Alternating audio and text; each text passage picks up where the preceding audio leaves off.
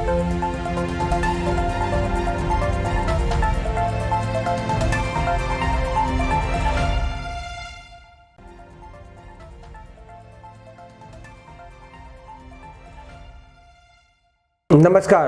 मैं उमाशंकर सिंह आज आपके लिए लेकर आया हूं बात खबरों की। मंत्री के विद्यालय से शराब मिलने को लेकर सदन में विपक्ष का हंगामा।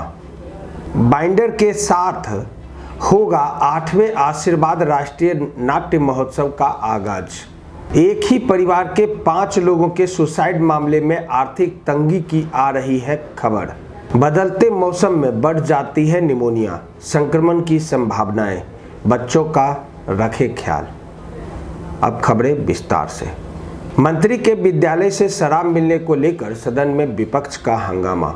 बजट सत्र के 15वें दिन शनिवार को विधानसभा में राजस्व एवं भूमि सुधार मंत्री रामसूरत राय के स्कूल में शराब की खेप मिलने और कोरोना जांच के आंकड़े में गड़बड़ी के आरोपों को लेकर 2 बार जमकर हंगामा हुआ।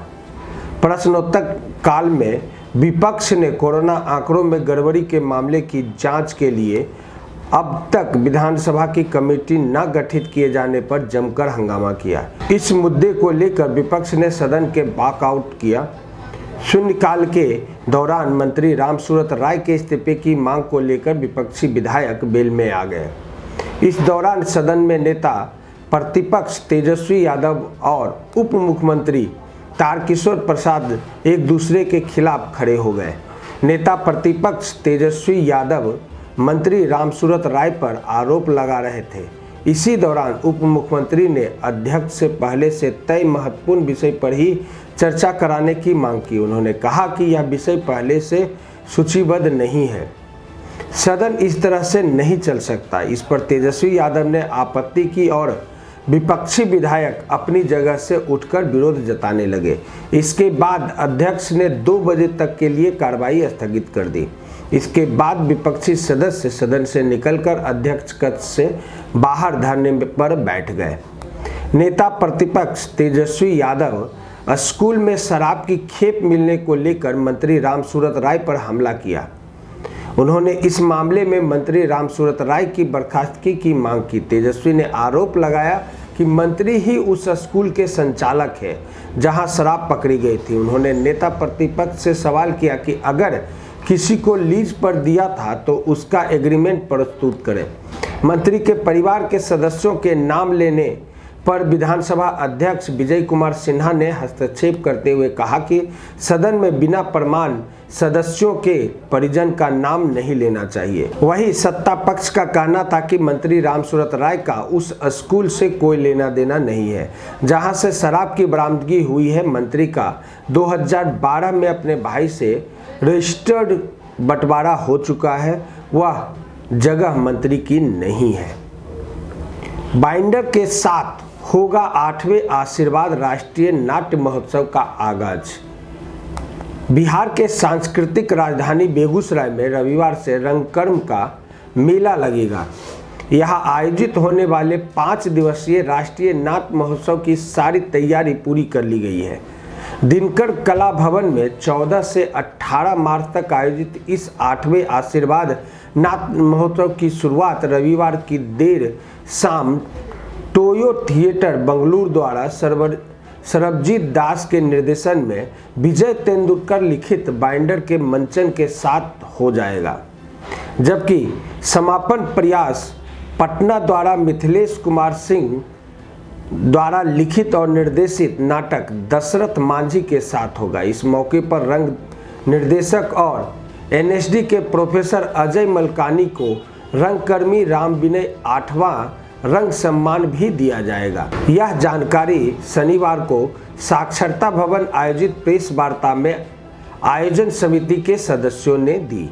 एक ही परिवार के 5 लोगों के सुसाइड मामले में आर्थिक तंगी की आ रही है खबर। एक ही परिवार के 5 लोगों के सुसाइड मामले में आर्थिक तंगी की बात सामने आ रही है। ग्रामीणों की माने तो मिश्री लाल शाह ईंट भट्टा पर मजदूरी किया करता था। 3 साल पहले बड़ी बेटी की यूपी में लड़के से हुई थी शादी, जबकि 2 बेटी और 1 बेटा साथ रहता था। बड़ी बेटी की शादी के बाद परिवार वाले परेशानी के दौर से गुजर रहे थे। यही कारण था कि सारा दिन परिवार वाले घर में कैद रहते थे। मिश्री लाल शाह सहित परिवार के अन्य कोई भी सदस्य सामाजिक स्तर पर भी किसी से बात नहीं करते थे। अधिक परेशानी में होने पर बेटी के ससुराल पूरा परिवार चला रहा था। ईंट भट्टे में काम कर परिवार का गुजारा कर रहे मिश्री लाल शाह पिछले कुछ महीने से काम नहीं कर पा रहे थे, जिसके चलते आर्थिक परेशानी से गुजर रहे थे। पड़ोसी से भी अच्छा संबंध नहीं होने के कारण किसी भी उसके घर की गतिविधियों की जानकारी नहीं ली थी। कब सुसाइड किया किसी को पता नहीं है। एसपी मनोज कुमार ने बताया कि प्रथम दृष्टया यह मामला सुसाइड का लगता है। एफएसएल टीम को बुलाया गया है। पोस्टमार्टम और बिसरा रिपोर्ट से क्लियर होगा कि आखिर ये क्या है। सामाजिक रूप से यह परिवार अपने भाइयों एवं समस्त ग्रामीणों से संपर्क नहीं रखता था। आर्थिक रूप से साधन विहीन था, मजदूरी करके जीवन चला रहा था। बदलते मौसम में बढ़ जाती है निमोनिया संक्रमण की संभावनाएं। बच्चों का रखें ख्याल। बदलते मौसम में निमोनिया से बचाव के लिए बच्चे और बुजुर्ग का विशेष ख्याल रखने की ज़रूरत है। बच्चे एवं बुजुर्ग की रोग प्रतिरोधक क्षमता बहुत कमज़ोर होती है, जिसके कारण इस बीमारी की चपेट में बच्चे और बुजुर्ग के आने की संभावना अधिक रहती है। क्योंकि निमोनिया सांस से जुड़ी गंभीर बीमारी है। यह बैक्टीरिया, वायरल और फंगल की वजह से फेफड़ों में संक्रमण से होता है। इस वजह से बच्चों और बुजुर्गों के सांस लेने में काफ़ी तकलीफ होती है।